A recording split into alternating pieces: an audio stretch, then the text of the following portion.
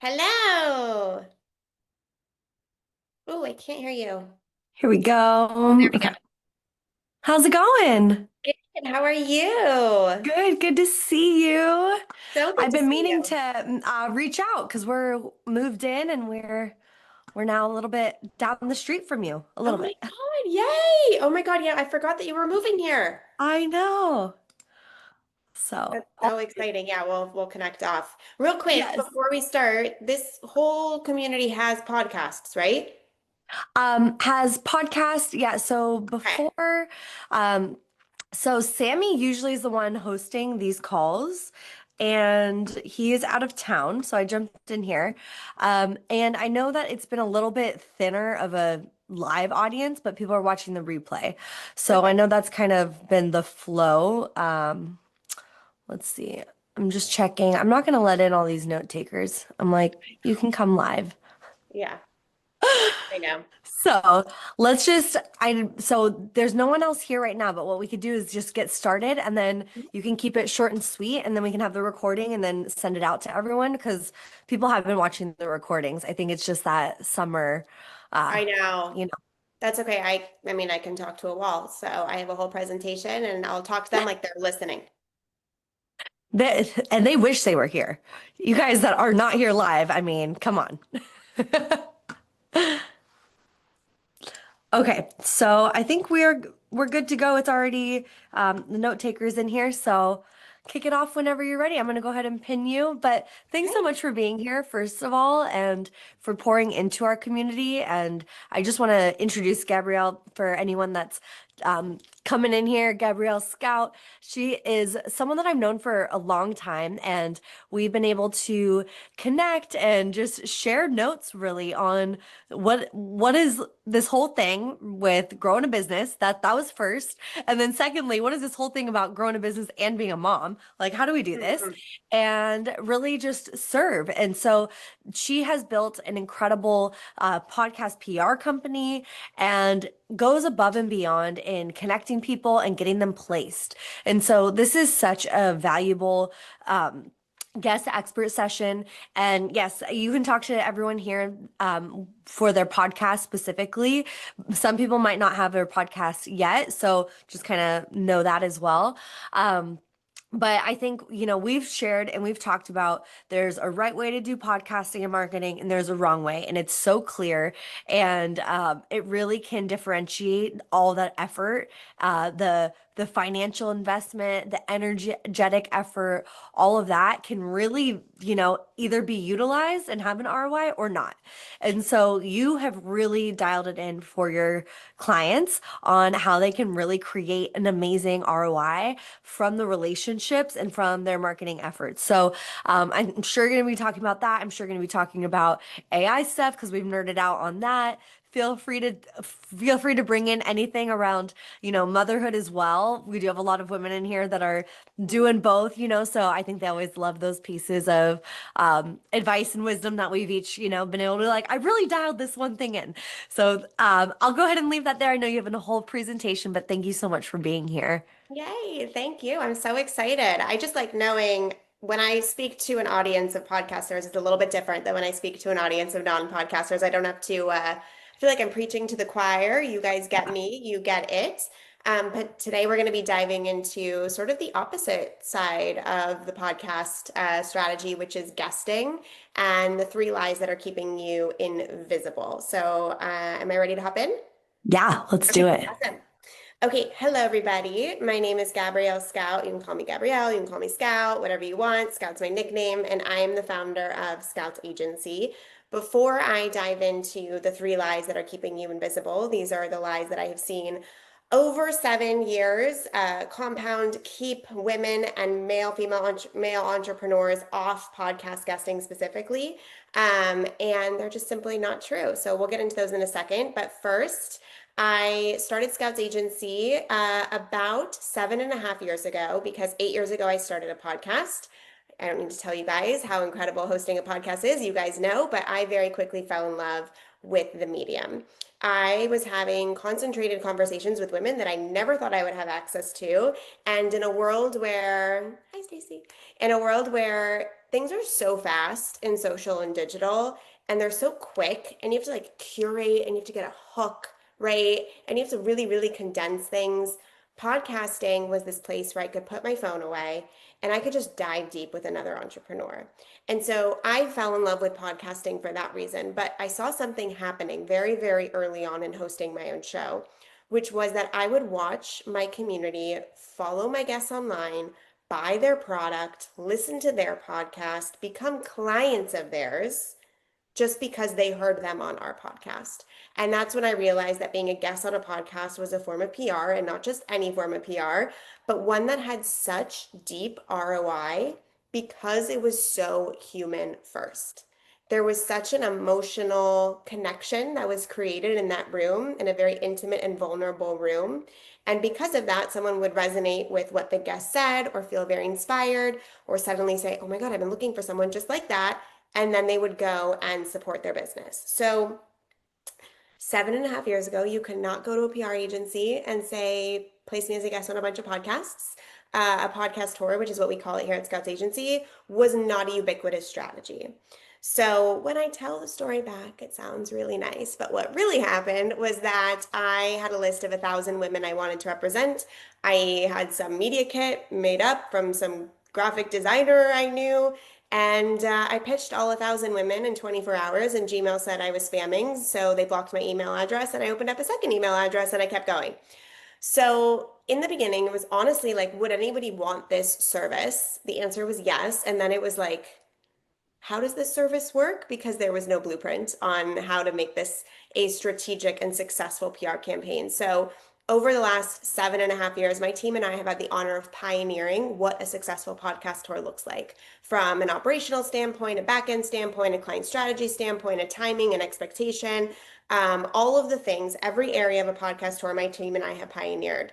And so today, what does that look like? We've booked our clients in over 6,000 podcast episodes. We've run over 400 podcast tours. We've cultivated a database now. I think we're at 8,000 podcasts specifically that we pitch to.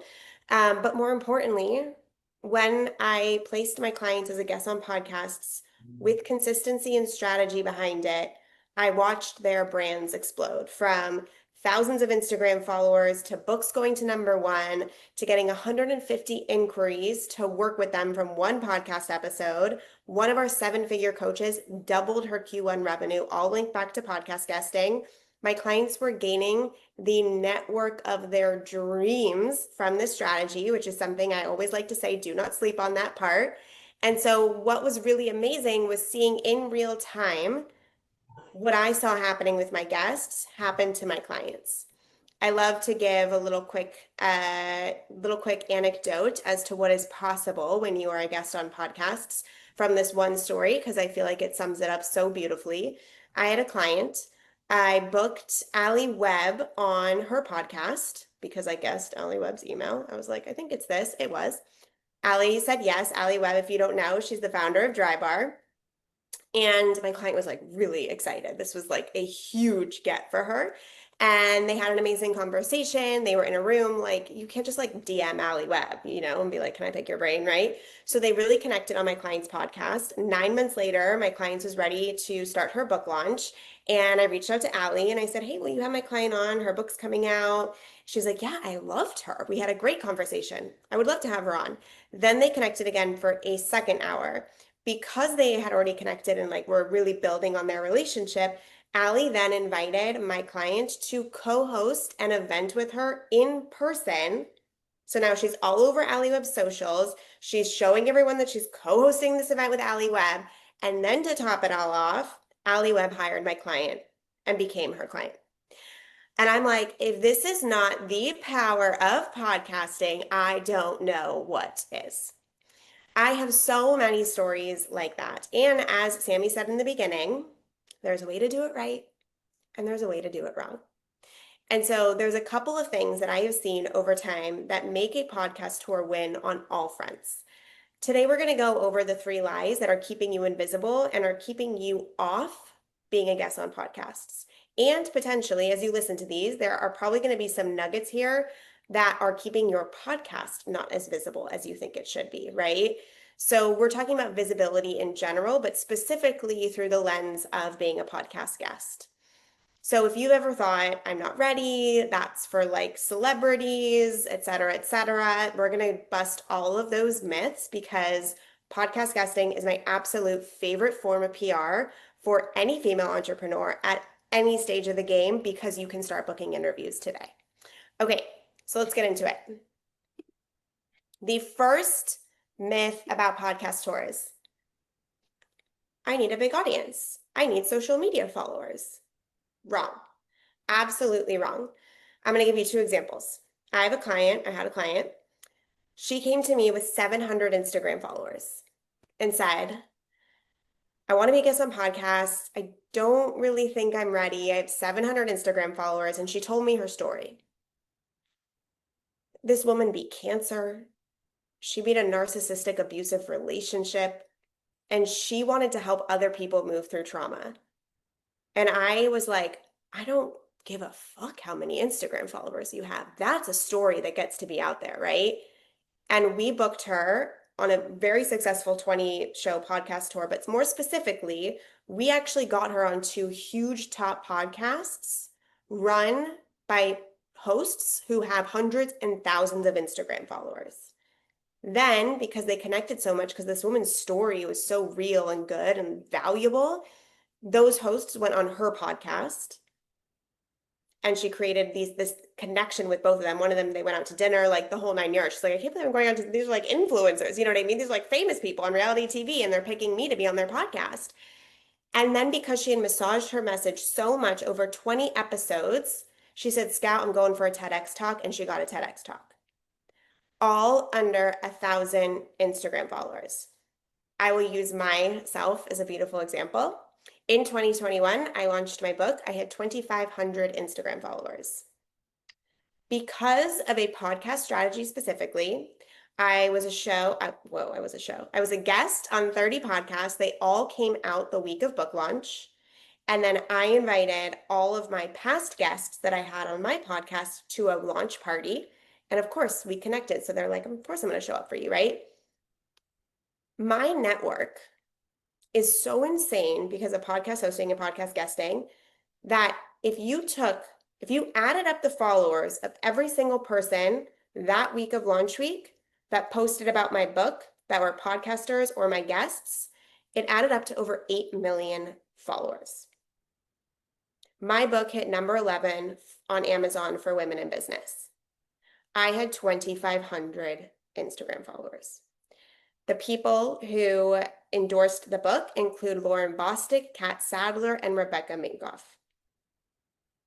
I still have under 10K followers, and I can contact the biggest names in the industry who will come after me and support me. That is all because of a podcast guesting and hosting strategy. And so if you're sitting here and you're thinking that you can't be successful with the strategy and you can't get the network and the big guests and the big podcasts and all of the things that spiral after because of your following, it's just not true. I've seen it happen over and over and over again. And when people come to work with me at Scouts Agency, it's not even a qualifier for me. I'm like, I really don't care how many followers you have. I will represent someone with 500,000 and I will represent with someone with 1,000. Okay. And also like why, real quick, I didn't answer why. It's about the story. Podcasting is human. Like the currency is not vanity metrics. The currency is the value you can give an audience. In the beginning of podcasting, yes, every podcaster wanted the top people, but the circuit's been done. Like nobody wants someone who's been on 35 million podcasts anymore. They've done it, they've interviewed everybody. They want the person that's actually going to give value not only to their community, but also to them and their professional network at the same time. So like now is the best opportunity if you have a small following to jump into this strategy. Okay, you need to only go on top podcasts. A lot of people say, well, I don't want to do it because I want to start being a guest on podcasts when I know that I can get on the top podcasts and when like my brand is ready for the top podcasts and I have the followers in this because the top podcasts are going to be the one that move the needle. Okay, let me tell you a story. I was on one of the top podcasts like in the world. Like she had just won The Bachelor. She was the Bachelorette and she had just come off The Bachelorette and this was her podcast. And I somehow finagled myself on that show. And I was waiting on publication date with champagne because I was like, I'm going to go viral. I'm going to be an influencer. I don't need to work anymore. Nothing happened. I didn't get a DM. I didn't get a follow. I didn't get an email. I didn't get anything, you guys. And I was like, wait a minute, what just happened? But then I was a guest on a podcast a fraction of the size, and the followers came in, the emails came in, the DMs came in, the clients came in. It is not about the top podcast, it is about room alignment. I have seen small podcasts do more for my clients than some of the top podcasts. Now, that's not to say that every opportunity doesn't have an ROI. Saying that I was on that podcast opened up a lot of doors for me, even though that one specifically didn't bring me the ROI I had hoped for, right? And so it's not even about the top podcasts. I believe that if you're starting a business or if you're putting yourself out there and you need a personal brand, being a guest on podcasts and starting at whatever size, as long as it's room alignment, demographic alignment, host alignment, you are massaging your message, getting in front of someone new, adding someone to your network that's in your industry that you could potentially help, that they could potentially help you. You're getting content, marketing, the whole nine yards, right? It does not matter the size of the podcast. And also, as you guys know, podcast downloads are private. I have no idea how many downloads the podcasts are that I put my clients on.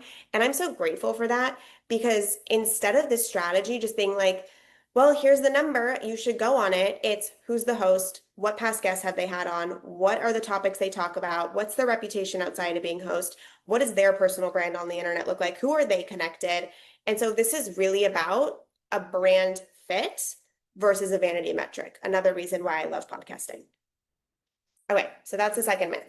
You do not need to go on top podcasts to have a successful podcast store. Here is the third myth that I love telling people that people get upset about. It's a little controversial. When you are a guest on podcasts, the ROI is not the audience. What I mean by that is that if you go on a podcast as the guest and then you leave and you wait for that episode to go live, only thinking that whoever is listening is going to bring you back your ROI, hire you, all the stuff, your podcast tour is going to fall flat. If you are only being a guest on podcasts to sit back and wait for the audience to come to you and buy your stuff and be your client and get you all the things, you are leaving 90% of the table. Sorry, 90% of money on the table. Yes, I have made over six figures from one podcast episode. Don't get me wrong, by sitting back and waiting for clients to come to me, right? That one was amazing. It delivered six figures in revenue for my business over 3 years. It was like the best lead generating machine ever. That's the beauty of podcasting. I've made over seven figures in my business strictly from podcast guesting and the audience giving me the ROI. But that is not the entire game. And if that is your only game, your podcast tour will fall flat. Let me tell you what I mean. Being a guest on podcasts is not a PR interview anymore. And this is why I love it. It is a content strategy. It is marketing for your business. It is networking. And it is getting in front of new audiences and building your thought leadership and authority. So what does this look like? I have two different clients, let's just say. Client A shows up, gives the interview, says, okay, I'm done, I'll wait. Client B follows the podcast before she gets on, rates and reviews the show, follows the host on Instagram, sends the host her book or her freebie or a little sample of whatever she does before the episode even starts. Then client B is posting stories. Hey, I'm going on this podcast today. Let me take you along with me. You're warming up your existing audience and allowing them to see you even as more of an authority and credibility builder than just being a podcaster because now someone's interviewing you, okay? Then you're going to do a little BTS. What do you think I've been doing all day? Okay, I've been doing some BTS of this, right? It's going to go on my Instagram stories. Even though this isn't technically a guest, it's like an authority building moment. Then after, you're going to go on and you're going to say, that was an incredible episode. Here are three things that we talked about. Can't wait for it to come out, right? You're going to do a fit check. I like stack my content like you couldn't believe when I'm a guest on a podcast. Here's what I'm wearing to be a guest on this podcast, right?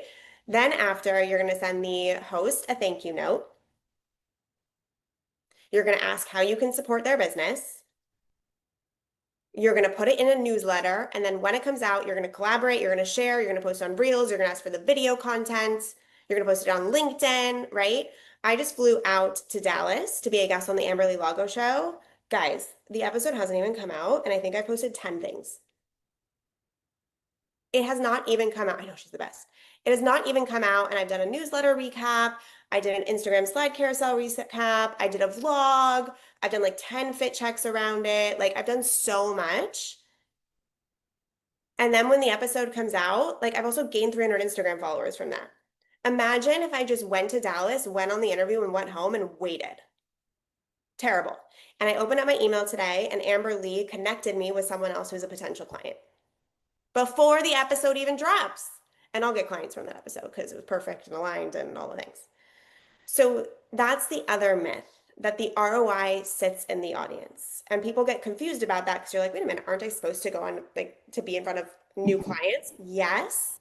But if you just leave it there, you are losing an opportunity to market yourself, batch content. I don't know about you, but I don't enjoy being a content creator. So these moments are really important to me because I get to talk about what I love doing without being like, what's the viral trend, right? Positions you as an authority to your original audience. You've got repurposing content for days. You're adding someone to your network, and then you get introduced to a new audience at the same time. That should be the cherry on top, and you need to be working the strategy the entire time. This is so good. I just want to pause you right here.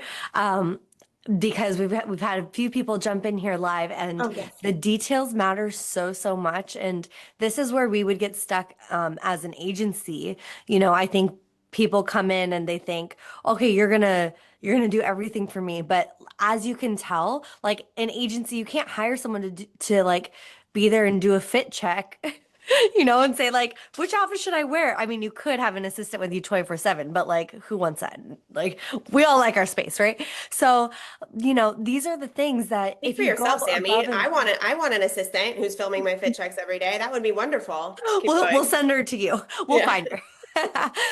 So, like I think it's just so important to remember those all those other details that are outside of the production wheelhouse.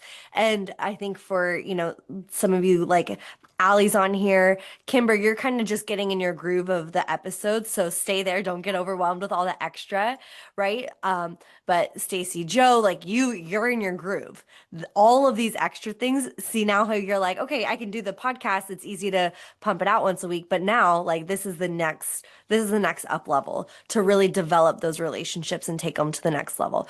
So, anyways, I want to pause you real quick because we have some people on here live. Would love to hear top takeaway from this call so far because you have dropped so much good stuff and we want to make sure we retain it and not just skip through it. So let's go ahead and go off mute. Stacy Joe, Doris, Kimber, Allie, any of you want to jump off and share your biggest takeaway? Well, I'd say my biggest takeaway thus far is that the staggering statement that you don't have to have a huge following in order to, make an impact because I think that's a misconception that I know I have, and I think a lot of people have. Well, I don't have 10,000 followers. So, yeah. So thank you for that, Gabrielle. Yeah. I mean, I still have under 10,000 and I have been on like people's podcasts who have millions of Instagram followers because I know how to work the strategy. It's just not a prerequisite to being a profitable podcast guest, which is like the best news ever.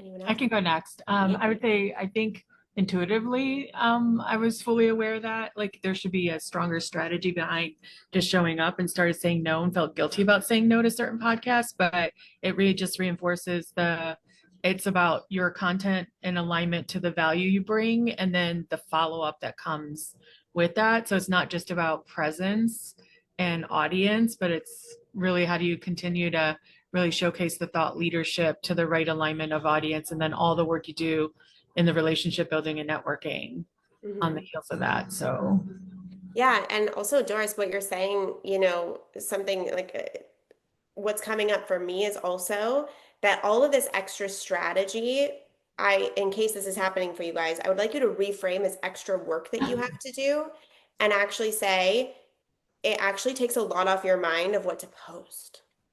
yeah. That's the best part. Like you don't have to come Yeah. up with like all this content ideas because you just repurpose from that one interview. Yeah. Yeah, I came from a world where the optics of the volume of leads and how you get traffic didn't mean anything if you didn't convert it. So like how do you get tighter about messaging and getting in front of the right people? And then you don't have to worry about the volume as much. So that just forced all of that learning. Yeah, beautiful.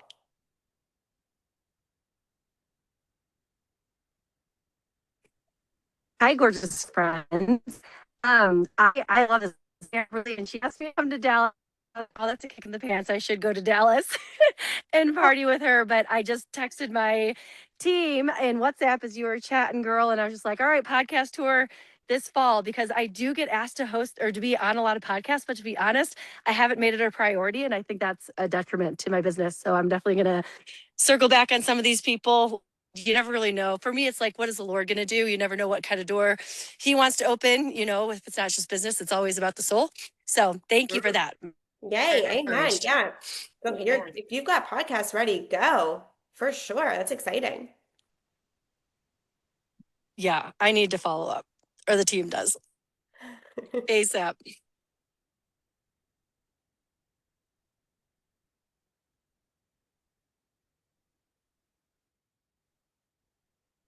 I think. Oh, am I frozen or are you frozen? I just popped in. Can you hear me? Okay. Yes, I don't we know. can hear you. You're not frozen.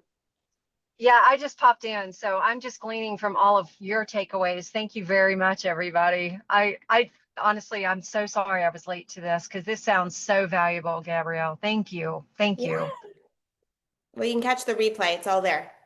Okay, well, I'm here. I'm listening. I'm all in. I think it's great. Thank you. Yeah. Okay, beautiful. All right. To be continued. Let's go. Thank you, guys. Thank you, ladies, for all the insights. So good. Okay. So now that we busted some myths, I want to talk a little bit about your pitch. And then I'll open it up for some Q&A, Sammy. How does that sound? Okay, cool. So you guys are podcasters, so you know a little bit about pitching or what a guest pitch might look like. So when I started this agency, there was no uniform template, right? When you're in traditional PR, there is a there's a lot of rules about how to write a press release, right? Like you know exactly how you can write them, what they're structured like, etc. But when I started this agency, there was this didn't exist. This industry was not non-existent. And so I very intuitively created the podcast pitch template that every big PR agency uses today. I built it on intuition and no blueprint.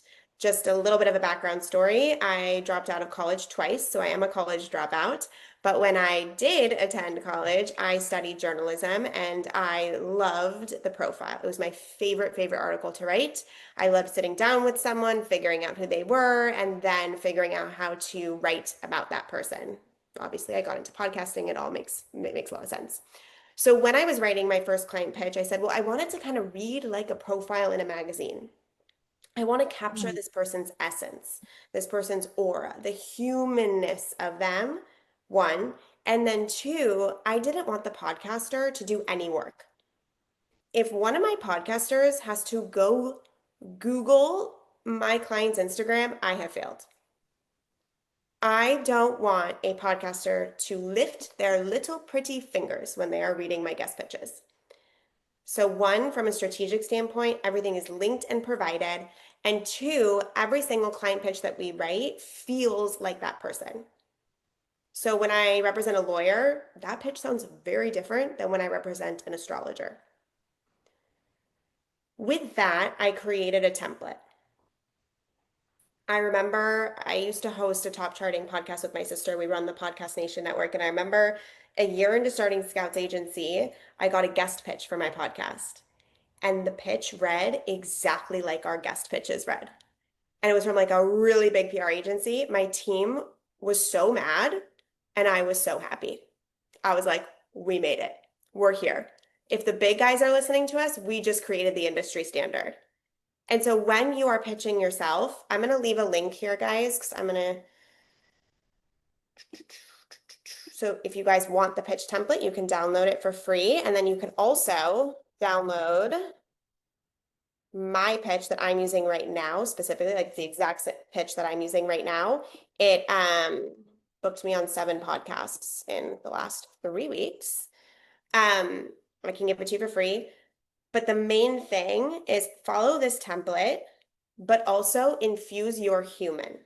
Like really, really, really, if your business is soulful and meditative, that's how your pitch should read.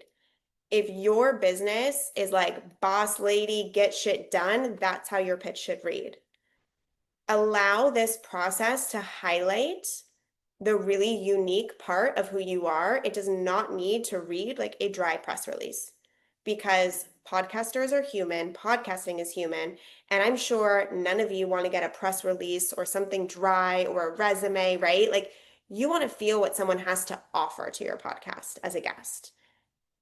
So I just dropped the link there. You guys can get it for free. I'll send you the pitch template and the exact pitch I'm using right now. So that's my Wow. other tip to you guys. Can you drop it again? I think it might have gone into like a, a different chat. Oh, whoops, it's in. I always do that. Like I know, it's a hard you one. think that I would know. Like you think that at this point I would know how to use Zoom. I don't. Here you guys go. Okay, Thank you. and then I'm going to send one more thing before we go into Q&A because I want to answer as many questions as possible. This is kind of crazy. I'm genuinely serious. I have not spoken about this to anyone, not my community, not anybody. You can get on the wait list. In September, we're launching something called the Placement Studios. It is not just a strategy creation, a course, a coaching program. It's not that. It is 7 years of agency experience and custom strategy, and we're giving you the keys. So you walk into the Placement Studio, you get a custom podcast strategy, pitch written by our team, and a 500 podcast list of podcasts that are specifically curated for you, a brand strategy deck. You'll get evergreen videos on training on how to run your own podcast tour internally, and you will get access to our proprietary software so you can pitch internally in our own software that we use to manage our private clients.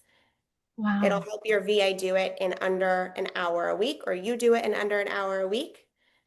On average, you'll book around 10 to 15 podcasts. And if you go under, we'll keep giving you some podcasts till you hit it. So there's at least a 10 podcast guarantee. And so we're really opening up because I really believe that you don't need to spend $36,000 for a fancy PR agency like myself to benefit from this strategy. And it's really women who are starting podcasts, starting businesses, or just starting to get out there and have run businesses that get to really, really implement this strategy and benefit from it.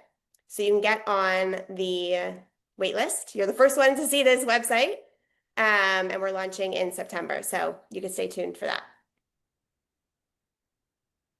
Okay, questions? I'm an open book and you can ask me anything.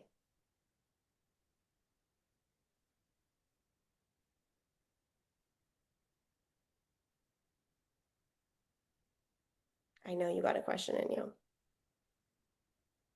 Hi, Sammy. I'll ask a question. So how did you begin to narrow down? I mean, I listen to a lot of podcasts, so I find some of the potentials that way, but like, what's the easiest way from a time standpoint to do the research on like audience alignment to the podcast you want to be on? I mean, there's some obvious ones, but how do you curate your list? What's the Okay. strategy? So I'm going to go over the strategy, and then I'm going to go over how we curate it. So as I said before, I don't remember if you might not have been here, I'm not sure, but the part about the downloads being private. So when we start with a client, we develop a brand strategy deck. That's going to go over the demographics, the pillars, the different rooms we want to put them in, and a good, better, best sampling so that we can see the arc of their tour. So every podcast that we choose has to hit one demographic, one pillar, one room, right? If it hits 2, amazing. If it hits 3, incredible. But that's really like our North Star on choosing. And then for every opportunity, we're looking at the host. What is their reputation outside of the industry? What is their social media following? Who are the past guests? What is, of course, the subject alignment fit? Is it, demographic, objective, pillar, room aligned? Ratings, because, we got that number and take as many numbers as we can get in the agency world. When downloads are private, you need a couple KPIs to work with. So that's how we start building that strategy. Now, building that list, I'm not going to lie to you, Doris. It's incredibly tedious, which is why we built a software to do it, because when I started this, I was doing it on Excel spreadsheets. And for every single client, I would sit in the freaking Apple Podcast app and swipe and be like, that one looks good. Does it hit everything? Perfect. Then I'd go and find the Instagram and then I'd put it all in Excel spreadsheets. And so all my clients had these like different Excel spreadsheets, but every time I had a new client, I would start over. Then my friend's husband was like, have you ever heard of a CRM? I was like, no, I've never heard of a CRM. I was like, that blew my mind. So I uploaded all of my Excel spreadsheets into Monday.com. And then my team and I would manually vet podcasts and add them to our database if we felt like they'd be a good fit for our clients. We in Monday.com developed a very easy tracking and tagging system that allowed us to create lists in like under an hour very quickly. That has now been upgraded into our own proprietary software where we now can create lists within 30 minutes that just need a quality check, that are so incredibly curated and aligned. We know which levers to pull. We know which podcasts. It comes from 7.5 years of experience. So in the placement studio, you'll get 500 podcasts beautifully curated that you can pitch internally. But you can try like different podcast databases, but you're still going to be doing one by one. Great, thank you. Yeah. I know. I've been there. I've done it for so many clients manually. It can be a little tedious. If you're looking at, or if you're wondering where to start, what I always like to start is finding a podcaster who has a similar equalizer as you. Like maybe you've been in business the same amount of years, maybe you have the same Instagram followers, like something that puts you exactly at their level that you can quantify. That's always a really, really great place to start if you're wondering. Thank you. You have some A-listers, Sammy. Of course I can place them. I can place anyone. Tell me how. I just left Daniel Priestley and I just connected him with Chris Voss, the lead FBI negotiator, and then Stephen Bartlett. Actually, he's way out of touch, but he's might be coming here in the next day or so because he has a little break. So if you could, that would be amazing. And then what does that mean for people like us? Like the people that are just starting. By the way, I'm so glad I caught the tail end of this. It sounded amazing. Let's see if we can turn this on. What does it look like to have somebody that's so much farther ahead in the podcast and then getting one of us on there? Because that is obviously, there's got to be a way that you guys have figured out to add value to people that have bigger shows than us so that we can come in there and really bring it so that there's some reciprocity. I think that's always like, how do you do that when you're starting out and then you want to get on a bigger show? What do you guys do over Excellent there? question. So we really, at this point, yes, like there's two different tiers of podcasting, as I like to say. There's the celebrity tier, right? The School of Greatness, Diary of a CEO, Jay Shetty, Call Her Daddy. Like that takes you don't just need a PR agency for that. You need years of getting in the same rooms as those people and getting in front of them. Because at that point, those people don't really take pitches. They kind of select who come on their show, or they have like one person that is out there looking, right? So that doesn't mean that you can't get on top podcasts if you're just starting out. I was telling a story earlier about we booked someone with 700 Instagram followers on two really big shows, and then it like snowballed. She got a TEDx talk, etc. And so really the tier below that is like the influencer tier. So people with a lot of social media followings, content creators, reality TV stars, etc. And then there's the tier under that, which are more business podcasts, I like to call them, like my coach, who is a feminine embodiment coach, has an amazing podcast, right? Solopreneurs having podcasts, personal brands having podcasts. So it depends on what you're looking for your ROI. I would not discredit the smaller podcasts that aren't super like sexy on paper because they're going to bring you clients and they're going to build out your network and your notoriety. Now, to get those bigger shows and get on bigger shows, there's two ways we do it. One, the human story has to come out. It's all in the messaging of the pitch. And then two, I love doing this. I'm going to kind of reverse this, Sammy, like, because I want to make a point. On my podcast, I really wanted this one influencer like so badly, so badly. And I probably could have gotten her on my own, but I was like, I am going to really increase my chances here. I pitched, she had like four other girlfriends and they were all entrepreneurs.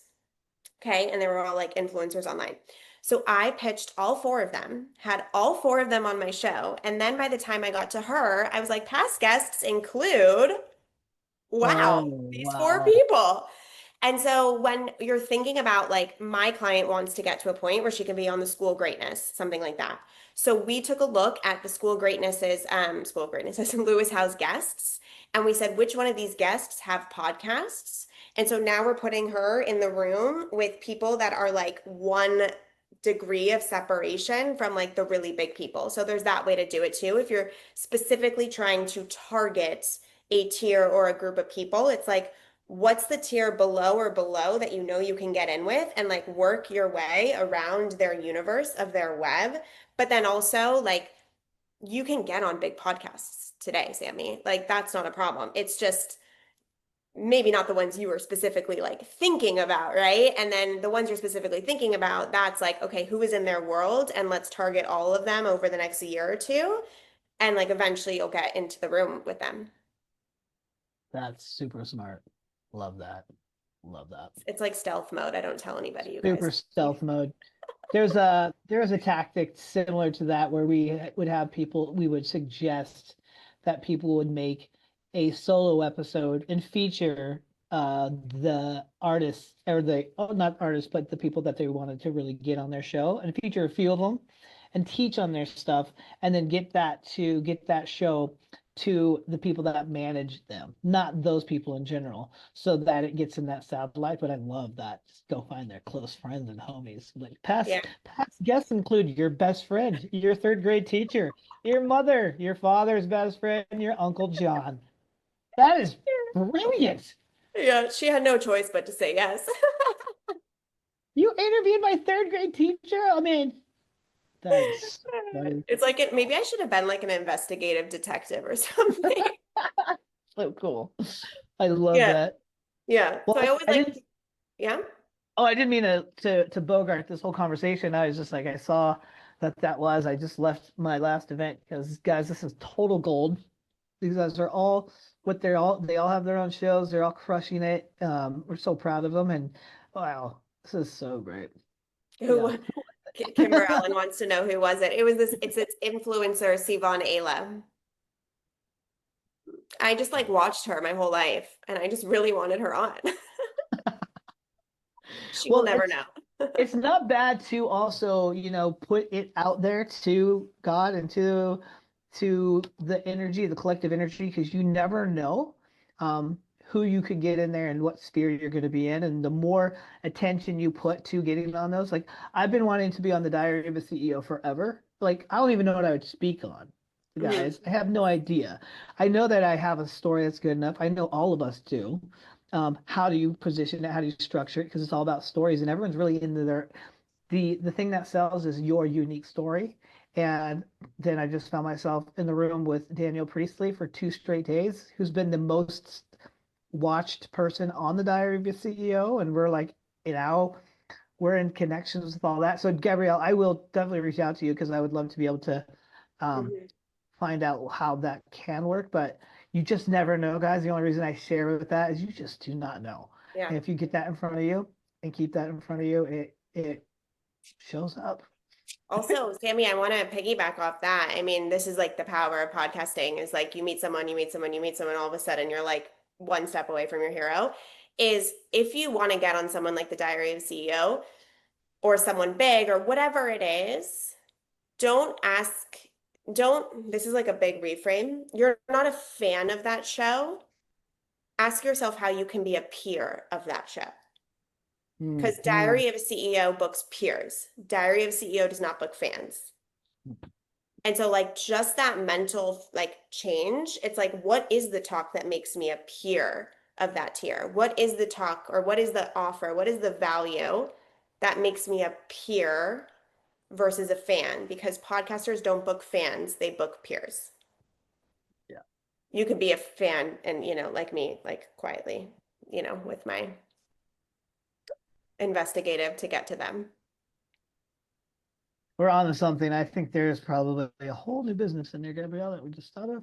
Oh, really? Another one, Sammy? Oh gosh. I mean, I feel like that's the life of an entrepreneur. My friends are texting, we're like, another one. But yeah, we have to connect.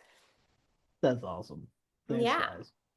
Well, Gabrielle, I'd love to ask you when you're doing this, if you make a hefty goal of being on 50 podcasts by the end of 2026, do you do specific days of like, these are my days, I'm going to be on podcasts and just like line them in? Or how are you doing that with all of your clients if they have very full schedules? That's the craziest part about our job. It's the worst part about the job. It's annoying. Ugh, the worst, the worst. And I'll tell you why. It's a little bit difficult because we're really on the podcaster's schedule. And Yeah. that's the hard part. Podcasters are like, sorry, I only batch on Tuesdays, or sorry, I just booked out my whole season. We're not booking for 3 more months. Mhm. So we really are at the mercy of the podcaster. And as much as my clients and I try, right? Like they book, they'll say Tuesday is for podcasting. Sometimes the podcasters record on Fridays and we have to figure it out. And so if you are in a season of, I'm going to be a guest on a bunch of podcasts, let's go, you have to be a little bit malleable and flexible to podcast host editorial schedules, because they are so, again, like back to the traditional PR thing, there's no real standard, right? Like Yeah. I could book a client on a podcast and they'll say, great, can she record tomorrow? It's going to go live next week. Or I could have someone say, amazing, the next time we're batch recording is in 3 months and it'll go out 4 months after that. Yeah. So really think of this as a long-term strategy. You're planting seeds. So I like to say a 6-month podcast tour is really 12 to 18 months by the time everything gets recorded and published. That's a really good expectation. And then lastly, in person versus Zoom. So I have 4 little kids. We're living off grid right now, and it's my nephew's birthday. So they're all hustling me to get off this call. But I have one question of like live versus Zoom. So like Amber Lee, right? She's like, hey, can you come to Dallas? I'm going to start doing, in studio. I really need you to come. It's not like a high priority list right now in my business to get on planes and trains and go get in studios. I live in San Diego. I live next to Ray and Sammy. There's certainly enough people near us, right? Or opportunities to use studios. Where do you see, is that a big miss of me not doing more in person versus Zoom? What would you say to that? Listen, it's a miss, but what's a bigger miss is just not doing it, right? Like if Zoom Yeah. is the way that's going to happen, that's the way it's going to happen. That's what I want. Like I just want it to happen for you. Of course, in person is better. That does not mean that you need to travel for every in-person opportunity ever in the entire world. If you go follow me on Instagram at Gabrielle Scout Mayo, you'll see I documented my whole Amberley thing, and there's like Love more it. that's going to come out. So I said it was worth my time to, I'm also San Diego, to fly to Dallas and do Yay. this because Amber Lee has booked my clients forever. This was a really great connection. And honestly, like I wanted content for my business. Yeah. So you have to weigh what you're doing it for. And if you are going to travel in person, like maximize, maximize, maximize. Like you're going on a brand trip, you are vlogging, you are, you're getting as much as you can. You don't have to go in person on every single one, but whenever a podcaster does tell me they do in person and that they will host me in the studio, I try my hardest to prioritize and get out there. Oh, that's brilliant. Oh, I'd love to connect with you in San Diego with Yeah, the tag. It's so fun. Thank yeah. you, my love. Thank you. Have fun with your kids. Thank you. I don't know if I could go off grid with my kid. I don't know if that would work for me. Right? 4 kids off grid, plus they do like a whole summer camp. It's Oh my God, that's it's incredible. amazing. She's amazing. She's amazing. Running My a hat is off company to and her right doing that. now. I feel like you guys are like that. You're traveling with you. Every time I talk to you, I'm like, I don't even want to take my kids to Legoland. I'm so afraid. You know what I mean? Like, you guys are amazing. That's hilarious. Yeah. Anyways, any last questions? Stacey Joe, I want to know what you do. What's that say? Freedom? Freedom Support Solutions. So we're a financial concierge firm. So we work with individuals seniors, executives, high net worth individuals take care of their day-to-day finances. We don't do investing. And we also work with businesses and do business bookkeeping, fractional director of operations services, and we're adding a whole lot more. Amazing. Oh, you're primed for this work. People want the financial information. There's nowhere else they can get it. Right. Oh, I have a Yeah, question for you. exactly. Mhm. Oh, Stacy Joe, are you done with yours too? I'm so sorry. I was done. The only thing I was going to say is I did go to I wanted to get your pitch template, It didn't work? but when I click on it, it doesn't take me to a form to fill out. It just goes to the bottom of the page. So Oh, at the bottom I of the don't know if page, anybody else. do you see where it says email address? No, I don't see anything like that. I Huh. see where it should, but if I hit send me the pitch time, oh, now I do. It was Oh, not there before. I swear it was not there. oh. I was Okay, like, got it. wait a minute. So many people are signing up today. I was like, it has to be working. Okay, Yeah. perfect. Well, that's what I Yay. wondered if it was just me. It was just me. So maybe it was something with my browser. Hard to tell. All Good. right. Thank you. I'm glad you got on.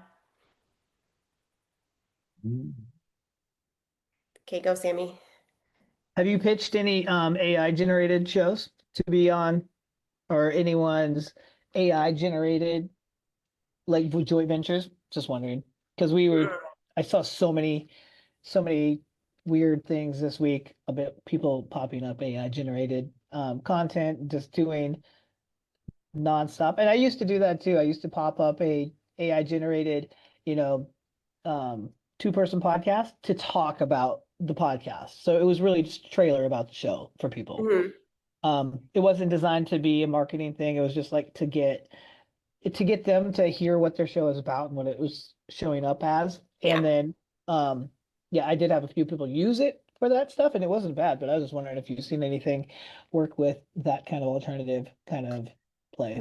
No, and I mean, like I was talking to Ray earlier, I'm a big AI proponent, fan, all on board, can't stop, won't stop, obsessed. And I have a pretty hot take around AI podcasting. One, I think my clients would kill me if I did that. But two, this is for all you and this might Sammy and Ray might tell you differently, so this might be a different opinion here. I believe that you should not use AI for your podcast episodes, and I'll tell you why. You're robbing yourself of the opportunity to really build this skill behind the mic and find what really feels good to you in your messaging. And yes, you can put out an AI show for 5 straight years, and yes, it might go great. But when someone invites you on stage, you're not going to have the skills necessary that podcasting gives. And I think that podcasting is I hope I think that's such a beautiful thing because like in a world of AI, I was like, if we can just keep this really, really human, I think we will reach all of the maximum benefits beyond just growing a show. I'm positive that if you did an AI podcast, you could tweak it and figure out how to grow it and it would be amazing and all the things. And I think that in 5 years, you will not have the skill of an actual podcaster, and that will put your brand at a detriment, in my opinion, and you won't have the confidence and all of the reps. So I think we're going to see a lot of AI podcasts. But I think they're going to go away eventually because in a world of AI, the things that make us human are going to be the biggest resources. Like those are going to be the things that actually are going to cost more one day because they're going to be so scarce. And so I think it's such a beautiful opportunity for us to use AI in all of the areas and also use podcasting to make sure that our human is sharp. Eventually, when the world is like craving humans, we'll still be there and be like, ah, we've been here being human all along. Yeah, I've seen the burnout on LinkedIn already where people are commenting on, I'm tired of these messages that are all the same and feel like AI generated content. I want the voice. Like, Yeah. so I'm already starting to see that, at least in the spaces that I'm spending time in. So I would imagine it would be short-lived and for a particular audience. But that is one of the things I keep hearing from leaders that I'm connecting with is like, how do I still keep my authentic voice, leadership, and content in and then build the efficiency and use it for what it's meant to be Mhm, used for. mhm. So like I'm hearing a lot of the consternation around content that's already put out by AI. Yeah, there's this amazing quote, and I'm paraphrasing. It's, I want AI to do my dishes and my laundry, not my creative work, so that I have more time to do dishes and laundry. And I'm like, that is like the thing I live and breathe by. I'm like, have AI do literally everything I don't want to do so that I could do this. Like, so that I could do the fun stuff, like the human stuff, and like AI do my laundry, AI do my all that stuff, right? But don't do this. This is like the best part.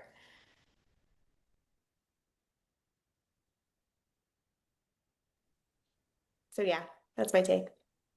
I think some of the times what AI helps me with is I put in all of my stuff, my ideas, but I just sometimes it's just so crumbled up in my head. I'm like, can you just roll it out and make it in a little more streamline? Is that okay, you think, or Yeah. not? I mean, if you think about writers, they go through an editor, right?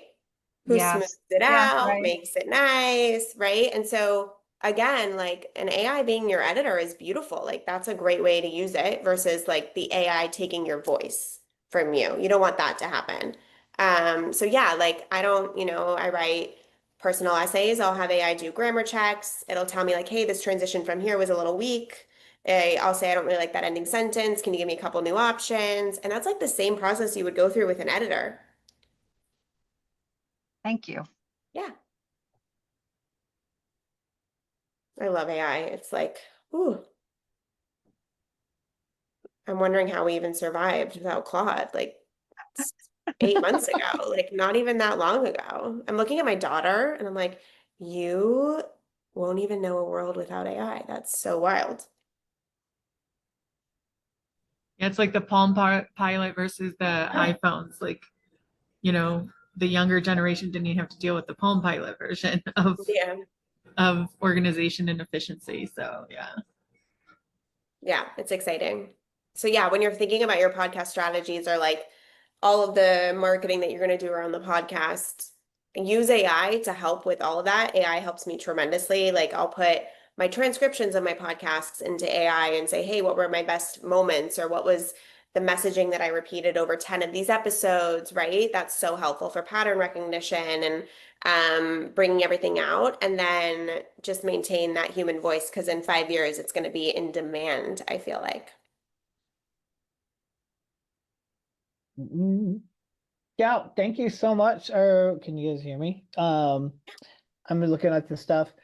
I would like to have you download too, so we'll find that, and we will get the kids together in San Diego soon. So Yeah, so good to see everybody, and you guys have a great rest of your Tuesday. And then I will, yeah, I'll go tee up Stephen sounds good. Bartlett Yeah. and Where, Daniel wait, where did you Priestley guys for move you. again in San Diego? Encinitas. Oh, beautiful. I'm in Carmel Valley. We're close. Perfect. We have Oh, to it's get super together. close. Yeah. Totally. That's so Yeah. great. Yeah. Okay, everyone. Thank you so much. Follow me online, connect, DM me, all the things.